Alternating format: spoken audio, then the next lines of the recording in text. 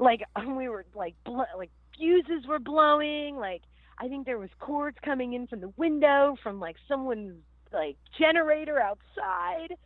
Because I guess the venue we were playing, I don't know, they just couldn't have the show there. So this was like some last minute thing. I don't know if it was some studio.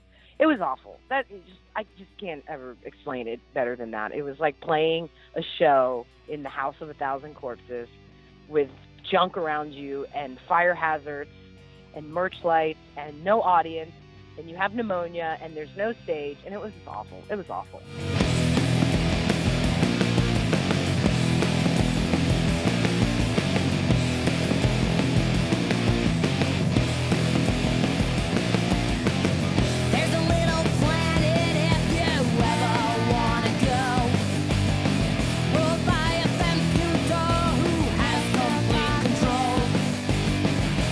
Hello, welcome to 3 Gigs, the podcast that tells the stories of 3 shows that have had a profound effect on a performer's life and career.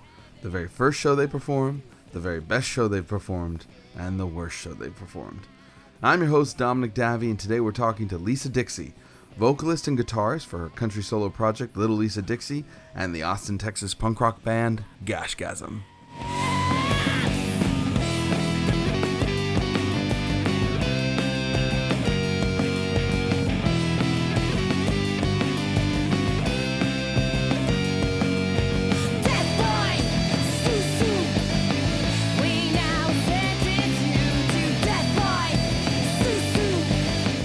This episode of 3 Gigs is brought to you by freshcleantees.com. It works like a shave club, but they send you t-shirts, super awesome t-shirts. And they have a special offer for all the listeners of 3 Gigs. Save 20% off your first order by going to freshcleantees.com and entering the coupon code GIG at checkout.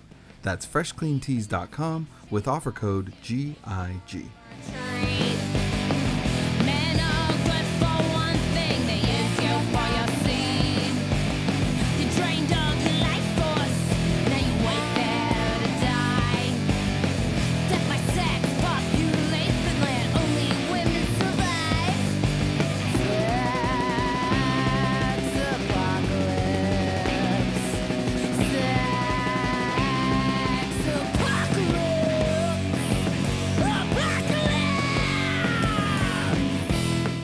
Lisa Dixie is an Austin, Texas-based singer-songwriter who is most known for her independent country music album, Little Lisa Dixie, which was released in 2011 on Another Mile Records.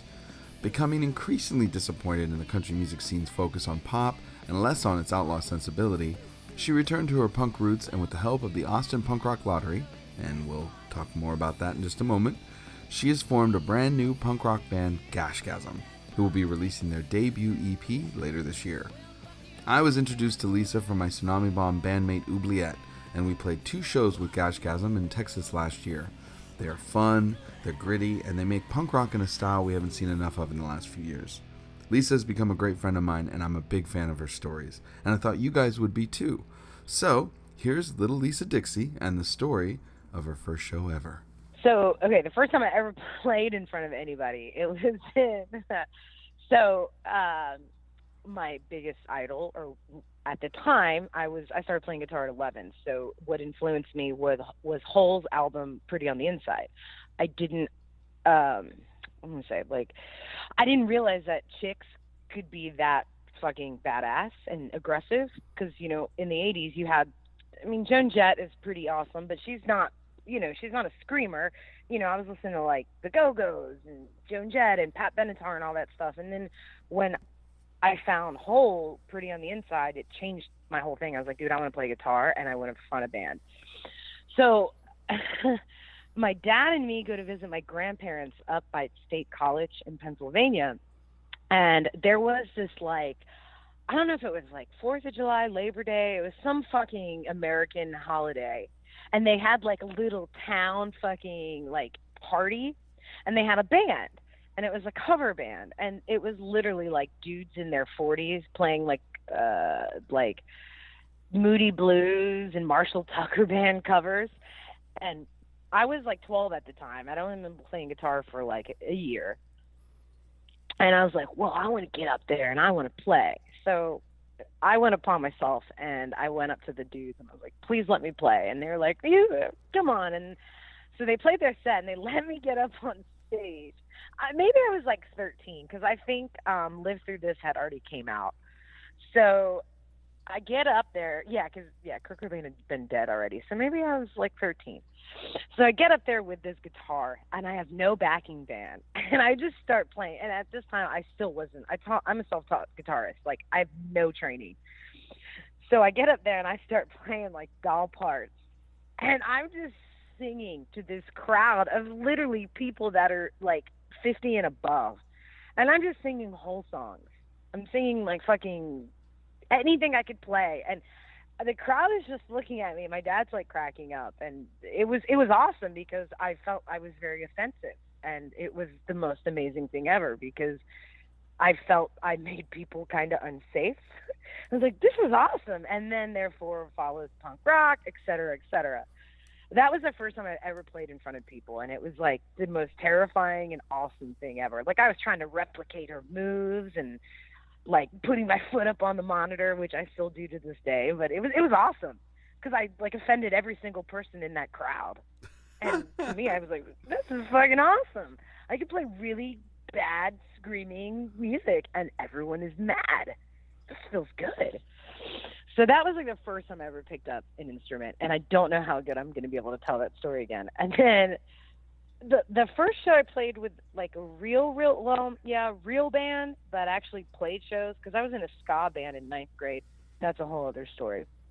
And then so I used to my friend Shane was in this band from DC called Bionic Man. Yes, Bionic Man. Okay. And I love to go see them, and their bass player dropped out. So let me just throw this out there. I was in a band called Generation Y, so right there with you. All right, so Bionic Man. Spelled Y, like WHY? No, we just spelled it with the letter Y. Yeah. So. Yeah. I was like, because Generation Y is kind of cool. Like, I dig that. I'd wear that shirt. I think we did. We did some versions the other way too. It was a terrible name, but a decent band. But anyway, how old are you? I was 18. The singer was 14. The guitarist was 16, and then I think the drummer was 17. It was just like a little line like that. High school. So you were the legal one. You could handle. You were like the fucking VIP of the band. Yeah, I was like the leader. It was really terrible. It was just terrible. Like, but I loved it. At the time, I loved it, and it built a following. It was like the dry run. We were trying to be ska punk, but we didn't. I hadn't heard of Operation Ivy at the time, so it was our own little version of ska punk. And I remember hearing Op Ivy for the first time and going, "Oh, that's a really good idea. I didn't think of it that way." So. It was very awesome, dude. It was very, very innocent. So anyway, I just wanted to say I understand early band names that are just sort of like cringeworthy. I mean, as much as I have fond memories of Generation Y and the people in it were really great. Yeah, cringeworthy name. So that's awesome, dude. Bionic Man, the bass player. So Bionic Man. Okay. DC, we were all kind of inbred it, so we all played with each other. Like, well, I mean, not sexually, but musically, we all played with each other. So I got what you meant. And maybe sexually at times. So before I joined Bionic Man, me and Shane, who is a very dear friend of mine, he plays in The Deceased. I love him. He's a phenomenal guitar player. And Eric, who has passed away, was a drummer. And we started a side project before Bionic Man. We never played a show, and I think I might have this demo and I can send it to you, and it's so bad. So this was the era of post-hardcore. This was your Saves the Day, Lifetime, the Get Up Kids, Elliot, like Newfound Glory, Face to Face, like those type of bands, right? So I was listening to a lot of that, and we had a side project called How Could You? Literally. How could you? We were like, we're going to be the most emo band ever. We're going to call it How Could You? It was horrible. I mean, I listened to the demos and I sound like a 6-year-old. I was just like, oh my God. And there was a band called Discount. If you're familiar with the band Discount. I am. The singer Allison, who now is in the Kills, I mean, they were actually a really cool band. A lot of people don't I told you I'm a music nerd, so it's really hard to. I blurt shit out, and people are like, "Who?" I'm like, "Yeah, okay, never mind." No, I remember Discount because they were a great female-fronted ska band. Like I said, my first band was a female-fronted ska band. That was the first thing I did, and so yeah, Discount was another one that I was like, "Oh, that's a real good idea. I like how that sounds." So yeah, and she was great. I think I like her better in Discount than in the Kills, but whatever. So we did that, but we never played a show. But we recorded a demo at, oh my God, Kent, I think his name's Kent Olden. I forgot. He was a DC dude. I think he was in Better Than 1,000. I don't remember. Anyways, so we never played a show. But then the bass player of Bionic Man dropped out, and they were about to tour. So I'm waiting tables, and I'm in college. And this is like Christmas, around Christmas. This is about 2000. Yeah, about 2000. Our friend, they were going on tour with our friends in a front, another band, which was a great band at the same time. They were going to go on tour, and they're like, dude, Carl dropped out. I was like, and then Shane's like, I know you play guitar. Do you think you can play bass? And I was like, yeah, sure, why not? And so I picked up the bass, and I just learned the songs, and I played with them. And bass, to me, is really fucking hard to play and sing. It's really fucking hard. Really? Yeah, I think it's fucking hard for me, because as a singer, I follow what my hands are doing. And if I'm doing a lot of stuff on the bass, because I have an admiration for bass players, and I'm talking about bass players like, okay, the bass player of AFI, the bass player of Rancid, dude, their fucking bass lines are phenomenal. Yeah. When you hear Journey, what is it? Journey to the End of the, what the Journey fuck is that East Rancid Bay. song? Yeah, Journey to the Journey to the East Bay. You hear that first bass lick, you automatically know what it is. Like, they're such good bass players, but I can't sing on top of that because I would be wanting to follow the melody of the bass. Right. But anyways, so I learned all the songs, and then he was like, why don't you sing some? And I cannot even remember the first show I played with them. I can't remember where it was. I don't know where it was in DC. I can try to remember, but I can tell you some of the show tours. I can't remember the first show I played with them. I just can't. I know we opened for DRI, which is really funny because we were like poppy. And I was like, why are we playing with DRI out of all bands? And it was in Virginia, and it was like this metal club, and it was just weird. It was weird. I was like, we played, and I was like, I gotta go. This is just fucking weird. But so I learned songs. I jumped on the tour. I took off work. I was waiting tables, and we toured for about 30 some days in a U-Haul. Yeah. And so it's really hard for me. I can't really explain what the first show was. Well, probably because you rode in the U-Haul, and the mixture of heat and the exhaust that went up into the box of that truck probably killed off all the memories that you have of that tour, because I have ridden in a U-Haul on tour, and I know how crappy it is. It was over the summer? No, this is dead of winter. We left January 1st. Lisa wasn't hot. No, but of course we're touring. So we went down the East Coast. So we went down to Florida. And they only let me drive the U-Haul once out of 30. I think we were gone like 36 days. And so they wouldn't. So Shane drove, and Eric. We were a 3-piece. We took all the instruments and we lined up the U-Haul and we strapped them. So we put a bed down so someone could sleep. Like, I had a little light back there, and it was cold. It was freezing. Even in January in Florida, it's cold. I would be back there just reading and fucking talking to whoever I was dating on the time. Like, when I got off that tour, this is like cell phones had just came out. Like, I had the Nokia where you could take the faceplate off and you could play that snake game. But like, that's what you could text, but it really sucked because you had to hit numbers like 4 times to get a certain letter. Yep. And dude, I got off that tour. I owed like $1,400 in roaming charges. Oh no, that's right. That's back when they were so expensive. It was awesome. My mom freaked the fuck. She's like, "You're in college. You're waiting tables. How are you going to pay for this?" So we actually got him down to $300 because my mom was like, "My daughter's an idiot. She was on tour, didn't know there was a roaming charge." So AT&T waived it. So I was like, "Oh, this is great." Wow. But there's like advertisement it was for awesome. them. Oh man, it was awesome. But I can say one of the best shows was on that tour. Some of the best shows was just insane, and it was awesome. Like But best show you ever played, or just the great shows? Because that's I my mean, next question. the best show I ever played was probably June 29th at Sidewinder of last year with this band called Tsunami Bomb. It was amazing. You liar. Actually, no, that was a really for our fucking second show, it was awesome. No, you guys did great. You guys were a great band. I love your band. It was awesome. And it was an awesome show. I broke my bass at that show. I shaved off. Did you? Yeah, I jumped and I hit a low-hanging speaker and I shaved off a tuning peg off my bass guitar, and it was pretty messed up after that. I actually have a really funny story. The sound guy was a friend of mine. He's married to an old friend of mine. At Sidewinder? Yeah. Well, at least at that show. I don't know if he always works there. He probably does. Dutch. He's married to Sabrina What's he look from like? the Applicators. Oh, I know Sabrina. She's super sweet. Yeah, she's awesome. I don't know. Does Dutch? Is he kind of tall and lanky? Kind of Yeah. He's super cool guy. Dutch Worthington.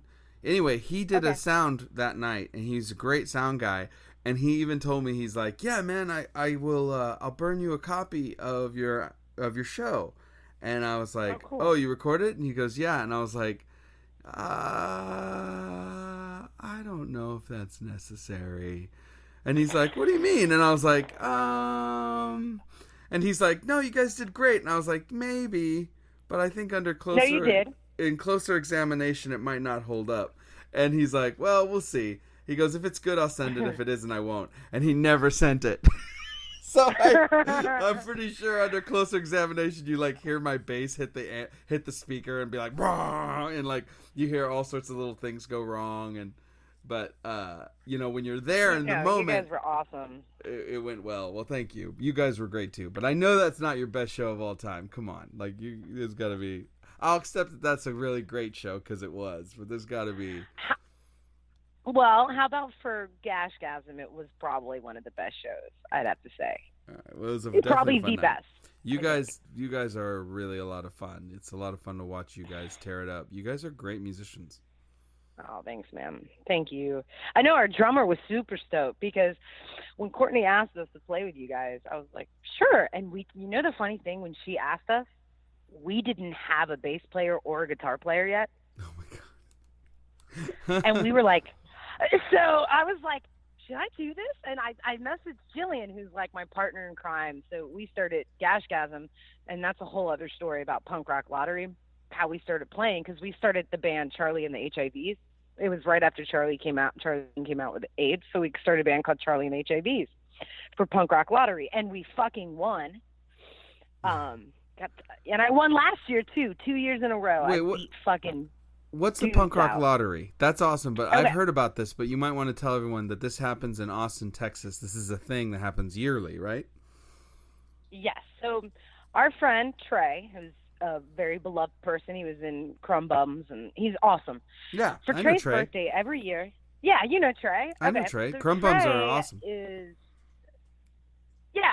So Trey, for his birthday, every year does Punk Rock Lottery. So what it is, and it's wonderful because a lot of bands form out of this. So you have a bass player. So imagine 4 hats. Everybody signs up for bass, drums, guitar, or vocals. And then we do a drawing, and then he picks names. He picks let's say I'm just going to make names up. Like Steve is a drummer. John's going to be a bass player. Sarah's going to be the guitar player, and I'm going to sing. Okay. So then we have about 2.5, maybe like 3 weeks. We have to write 5 new songs, 1 cover, come up with a band name, and now we have to come up with a logo.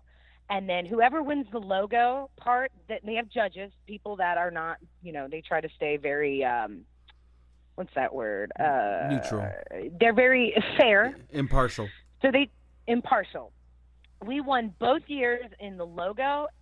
The last 2 years we won logo and band name, and we won the contest. So anyways, you do your logo. They pick the logo. Now, the logo gets to pick what time they go on because it's very crucial to pick what time. You don't want to go in first because not a lot of people there yet, and not a lot of people are drinking. You got to let the judges drink a little bit. And you don't want to go on last because everyone's hammered, so no one remembers your band. Okay. So the first 2 years, I'll tell you, I've done it 4 years. Mm-hmm. First year I was in a, and this is the thing too, a lot of times within the first week of when you pick your bandmates, people back out. So the first year I was in a band with Ian from Riverboat Gamblers. Uh-huh. And which is another great band, and he's an amazing drummer. Yeah. We lost both our guitar player and drummer.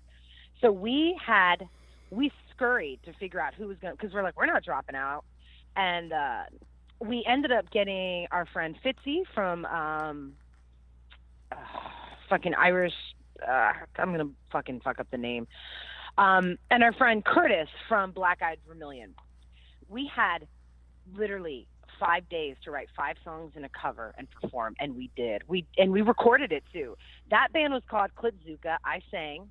Our cover was Dramarama, Anything, which also, when I took the stage, I was like, if anyone knows what movie this is from, I will buy your bar tab for the whole night. No one got it. It was from Nightmare on Elm Street 4 when he's doing karate to, I'll give you anything. I would have answered that. That was our cover. I could have answered that. Yeah. You would have had a bar tab for the night. Man. So we did. That was that. So the second year, I was actually in a band with Trey. And our band name was Black Friday Riots. And all of our songs were about Black Friday. And our cover, we covered the sounds, not our I'm Not Living in America. Yep. So that was our cover that year. We lost both years. So then the year I met Jillian, my drummer, my partner in crime, I love her. So we got called, and it was me, Micah, another female, Becky, who's an amazing bass player. She's in a band called the Surleys, and a drummer, and our drummer literally dropped out like 3 days after the name got picked. So we were like, fuck, again, this happened to us again. So I messaged Trey. I was like, hey, my drummer dropped out, and he's like, I got this girl that wants to do it, Jillian. And I said, give me your number. And I texted her within like 2 seconds because I was stoked. I was like, oh my God, this is an almost all female band other than Micah, who's an amazing guitar player and person. So she's like, yeah, I'll do it. And like our first couple of practices, I was just like, I'm so in love with her. She's amazing. She's funny, and she's a fucking awesome drummer. So we were like, what should we name our band? And we were like, we were trying to think of something funny, and we were like, we got to win, and we got to go all out. We got to go all out because there's another person in the competition that goes crazy all out. Like one year he was like, I can't remember the band, like Trey's Amigos. And they came out, his whole band, he had a horn section. He brought in musicians. They came out in mariachi costumes, and they were throwing tacos into the fucking crowd. Of course he won. So I was like, I'm beating that motherfucker. He wins every year. And so I was like, we're going to be Charlie and the HIVs. So we became Charlie and the HIVs. And we wrote all our songs about Charlie Sheen. We had songs called Tiger's Blood, Keep on Screwing, Winning. And our cover that year was Jim Carroll, All the People That Died. So, and each of us, when we took the stage, I'll send you a video of this. We took the stage, and we each dressed like a different Charlie Sheen. Like they dressed up like Platoon. I dressed up like fucking, what is that show he had? Is it How I Met Your, no, I don't remember. But remember he was always in those Two and a Half Men and the tie. Yeah, Two and a Half Men. Like I was that Charlie Sheen. I brought out blow-up dolls. We took pixie sticks and filled cocaine bags, and we made a pamphlet, like an AIDS awareness pamphlet with our lyrics, and we stapled condoms and cocaine to it, and we threw them out in the crowd, and we had stickers, and it was the fucking best. That might have been the best show I've ever played. Like, people were losing their mind. I had people taking the pixie sticks from the coke bags and snorting them off my legs. Like, I was fucking humping blow-up dolls on stage. And just people were going fucking crazy for us. And everyone's like, dude, that band is great. Y'all need to keep going. And not everyone could. So me and Jillian were like, dude, fuck it. Let's do it. Let's keep playing. And then We did, and when Courtney asked us, I was like, when we got our name, because our first band name was going to be the Backburner Babies, and that was already taken. And then it was going to be Warrior Pose, which was a fucking joke because it's a yoga move. And then I was like, but are people going to say pose or, posse, right? So I get all worked up. I get all excited because we're so dumb. And then finally, like, I heard someone say, like, why do people tell people, like, grow some balls? My friend goes, if you kick a dude in his balls, you're going to fucking break him. Like, why doesn't anyone say grow a gash? And I was like, gash? Like, that's great. And I actually wanted to name our band Wargasm off of the L7 song. And I was like, Gashgasm, that's a great fucking name, Gashgasm. And I messaged Jillian, I was like, dude, I got a band name, Gashgasm. And it stuck, and we were both like, that's it.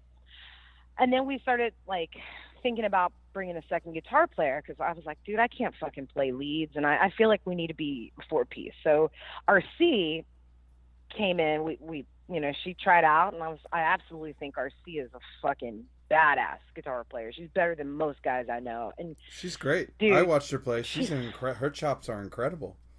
Incredible. She's got that dirty, like, late 70s New York sound that I like, kind of New York Dolls, and fucking just, it's so gritty and dirty. You know what I mean? I love it. I love her sound. I would totally agree. That's exactly what she sounds like.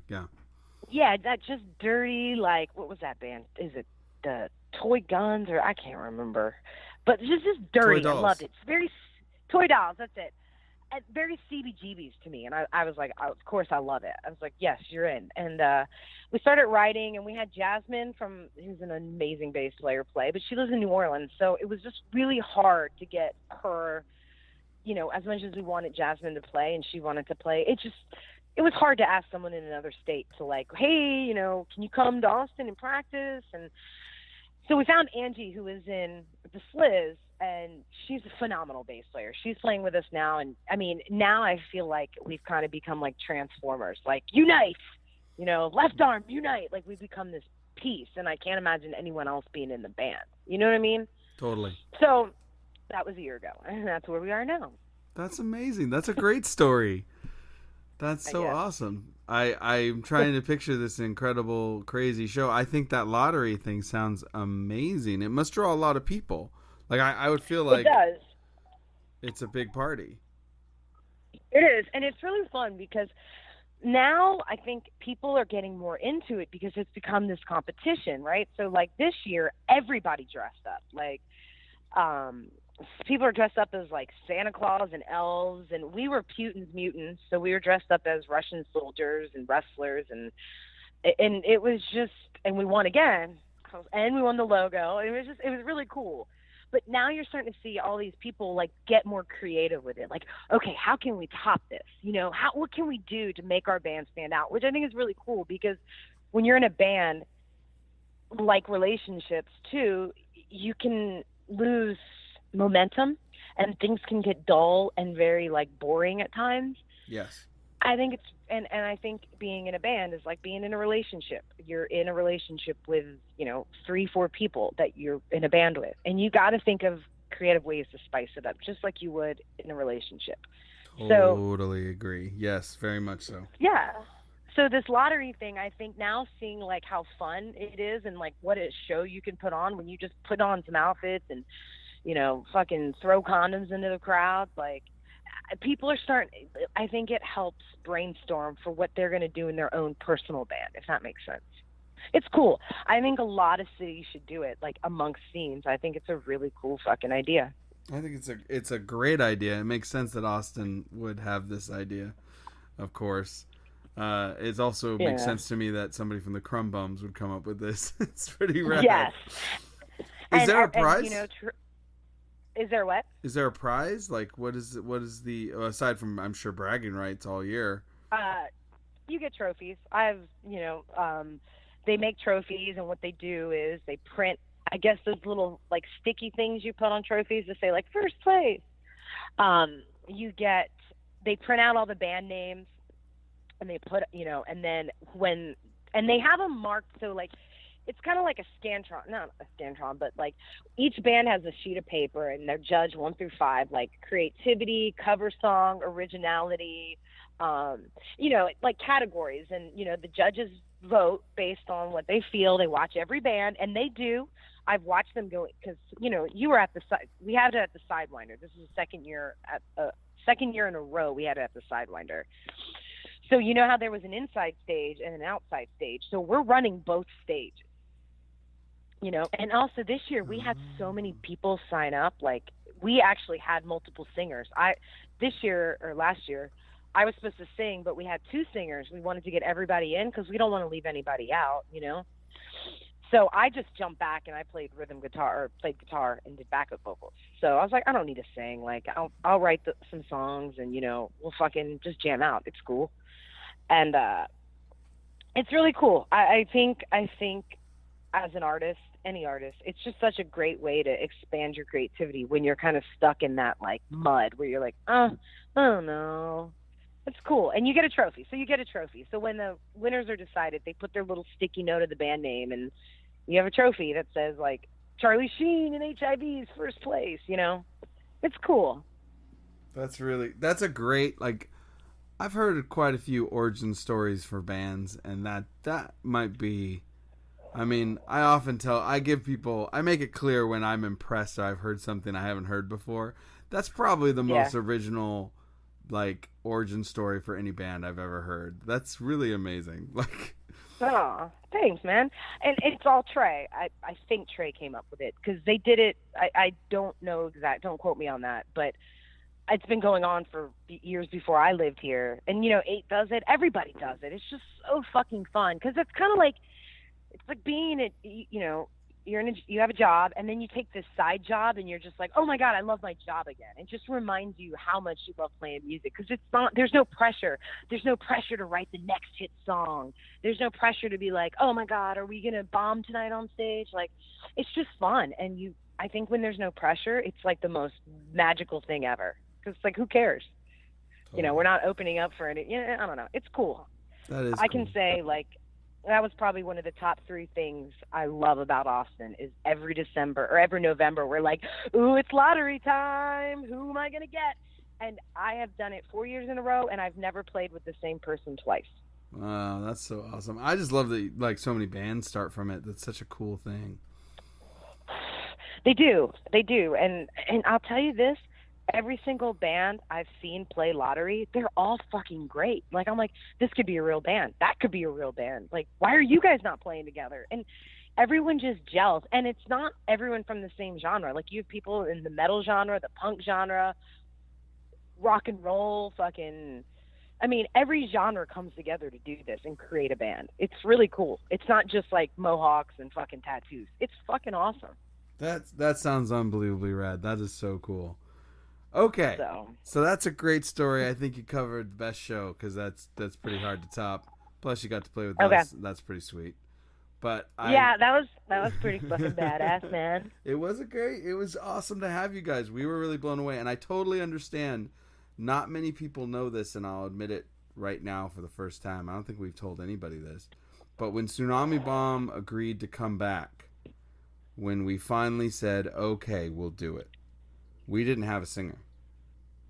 Right. Because Em had said no, absolutely not, never, never, never.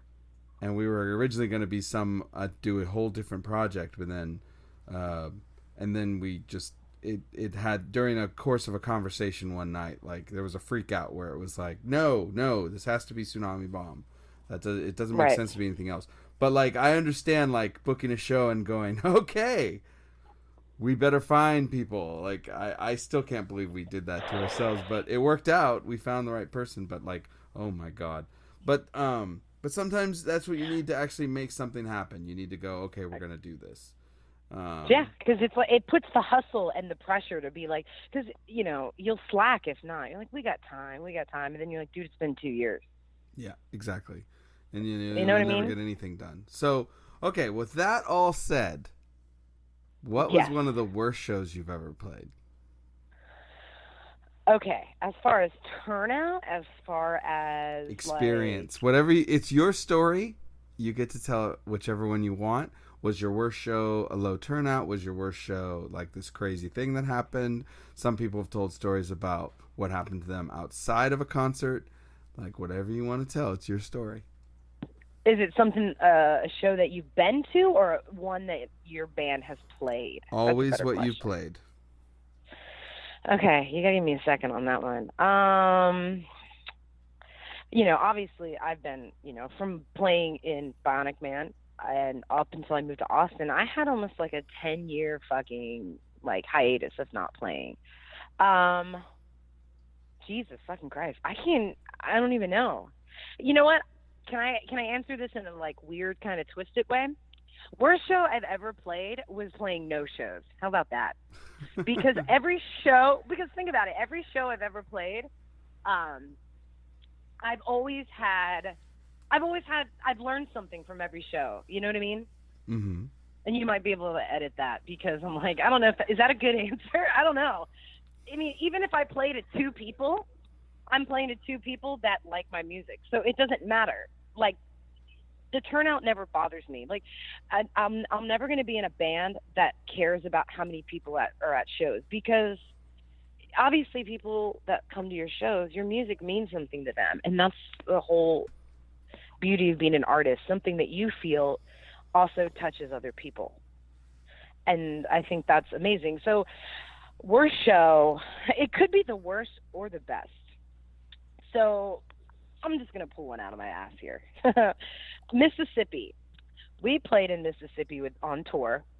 Oh, actually, no, fuck it. I know what the worst show I ever played was. On that tour, I did Bionic Man. So we went up, like I said, it's January. We played up in Chicago, and it was fucking the worst cold I've ever felt ever in my life. It was so cold.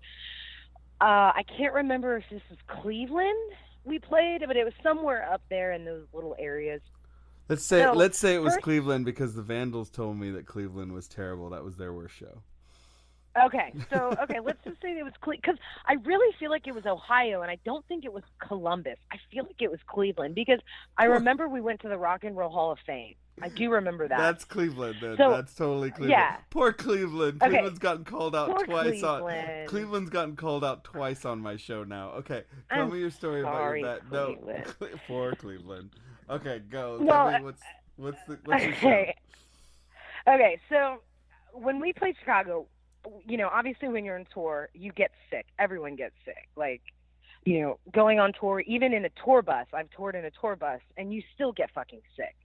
So I'm sick. Like, I think I have the flu. My guitar player's like, fucking shut up. And he wasn't talking to me. He was mad at me for, I don't know what I did. I pissed him off. When you're on tour, everyone gets mad at each other. So totally. I'm sick. I swear it's Cleveland. We're just going to say Cleveland. So we get this show, and we pull up, and this venue is like almost like non-existent, I think. And my memory's kind of like, I think I slightly blocked this out. And when I saw Shane, we were reminiscing. He's like, no, you don't remember that show? It was fucking awful. So I guess the venue had been moved, and we were playing with some band from somewhere. I can't tell you the name of the band. I just know the singer had like full sleeves of Misfit and Danzig tattoos. I don't even know how you could do that other than like 8 million Crimson Ghosts tattooed up your arm, but he did. So I think it was like his band was headlining, and the show got all fucked up. So we ended up playing at this fucking, in my memory, it looked like House of a Thousand Corpses. It was a store, and it was like I don't even want to give it the credit of a thrift store. It was like a junk store. And I remember loading in and out, and I remember walking through this store co-op thing. It was freezing. I don't even think there was electricity. I think they had run electric cords from out of the building into another building, if I can remember correctly. Like I said, I blocked a lot of this out. And I was sick. Like, I'm pretty sure I had pneumonia. I didn't, but I thought I did. So I'm dying. I'm being the 20-year-old female going, I can't carry my bass. I don't want to set up my amp. I'm pissing them off. And I'm already pissy, because I'm like, this is going to be awful. This is going to be shitty. I just walked past a box of doll heads, And there was just like in the back of it was this tiny little stage. I wouldn't even call it a stage. It was like a step up, right? Like you could probably put like a chair in there. It's like just like a little patio thing. It wasn't outside. It was in the store, in the back of the store, if it was a store. I don't know what it was. Honestly, I think we were going to be killed that night. So we set up, and I'm just like, what the fuck? And like literally our lighting for the stage was like, you know, like when you do merch, you have those like Home Depot lights that clamp on. Yes. You could see it in the. But that was the only light. But they get stage. Super hot. They kind of do. Oh, I mean, I don't know. I don't touch them. I know better than touch the light bulbs. I learned that lesson very, very young. So it was just like, I was like, what the fuck is going on? Like, where are we? There was like bicycle parts laying around in this weird building, and like doll heads and bones and jars of screws. Like, it was like a place like that. There was no cash register. So we set up, and obviously nobody showed up. I think we played to the band that was headlining. I was just like, I don't ever want to be in a band again. What is this? Like, we were like, like fuses were blowing. Like, I think there was cords coming in from the window from like someone's like generator outside. Because I guess the venue we were playing, I don't know, they just couldn't have the show there. So this was like some last minute thing. I don't know if it was some studio. It was awful. I just can't ever explain it better than that. It was like playing a show in the House of 1,000 Corpses with junk around you and fire hazards and merch lights and no audience, and you have pneumonia and there's no stage, and it was just awful. It was awful. That was the worst show I ever played. It was awful. It sounds pretty bad. It was so bad, and I'm pretty sure maybe the band was going to break up that night because all of us hated each other, and we were just on our way back home on tour, and it was just awful. It was Cleveland. Why does this? I was just like, why? It was awful. I know it's not super exciting, but it was just like, why didn't you just cancel the show? Yeah, sometimes. Why are we playing? To no one. Sometimes you gotta let it go. You gotta let it go, Lisa. It's just Cleveland. It's Cleveland. It's just Cleveland. I mean, it was just, what the fuck? That's all I can say was just, what the fuck? Like, I'll play anywhere. I will play your house party. But this was like, what is this? There's no electricity. Is there? I don't even think there was a bathroom, honestly. I don't. Oh, that's so funny. It was really fucking bad. Yeah, so that would probably be the worst in my memory that I've played. Like I said, crowd turnouts don't bother me. It's more the fucking, like, oh my God, what is happening? Like, is this going to collapse on us? Is this building going to collapse? Am I going to die? If I have a thought before I hit the stage, like, am I going to die? It's going to be a bad night.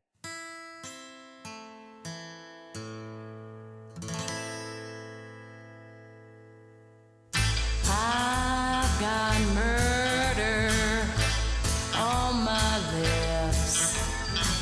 Come on, baby, just give me a kiss. I've got demons on my mind.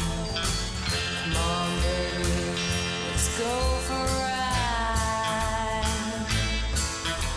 You've been listening to Lisa Dixie from Gashgasm and Little Lisa Dixie. To find out more about Gashgasm, check out their Facebook page, facebook.com/Gashgasm. Look for their debut EP this fall. And to hear more of Little Lisa Dixie, that album is out now and can be found on just about any digital store or streaming service. Just search Little Lisa Dixie. Thank you so much for tuning in to 3 Gigs. Feel free to check out our website at 3gigspodcast.com to find extras and live footage of all of our guests, including some live footage of Gashgasm. You can follow us on Twitter, Facebook, and Instagram just by searching 3 Gigs Podcast, and you can let us know what you think of the show and who you'd like to see as a guest in the future. Now, if you're enjoying the show and would like to do the show a solid, please head over to our iTunes page and give us a quick rating and review. iTunes uses the amount of ratings and reviews to determine the reach of the show, so the more we have, the more people hear us. So as you can imagine, reviews and ratings are more than welcome. Thank you in advance. Our theme music today is Snoo Snoo by Gashgasm off the upcoming debut EP, and Dance with the Devil by Little Lisa Dixie off the album of the same name, on Another Mile Records. Thank you so much for listening. My name is Dominic Davey. This has been 3 Gigs, and we will see you next week. Come on, baby, let's give it a try. Something makes me want to love you, to keep you safe. I don't want to get too close now, 'cause I might break your little heart in two, and I can't tell. I can't dance with the devil today.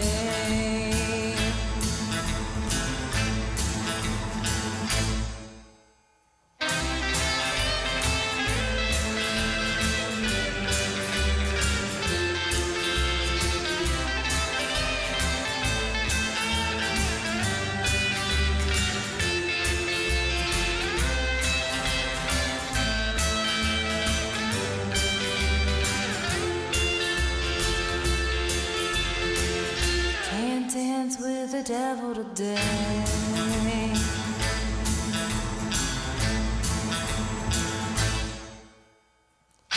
You've got temptation in your blood. Come on, baby, like your drug. I could take your life away. Can't dance with your devil today.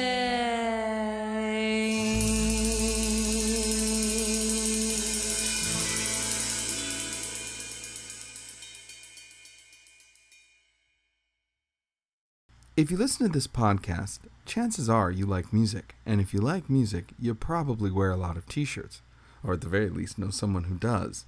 Well, why not get brand new, blank, fresh, clean t-shirts sent directly to you? Well, you can. FreshCleanTees.com works like a shave club, but instead of razors, they send you super soft, affordable t-shirts. And getting it all going is easy. You choose between monthly, bi-monthly, or quarterly delivery options, answer a few questions about your favorite styles, your size, and what colors you like, and you're good to go. Fresh Clean Tees likes 3 Gigs so much, they have a special offer for all of our listeners. You can head over to freshcleantees.com right now and use promo code GIG for 20% off your very first order. That's promo code GIG at checkout and get 20% off your first order. Now, I love the t-shirts they sent me, and I know you'll love yours. So head over to freshcleantees.com right now and use order code GIG while you can.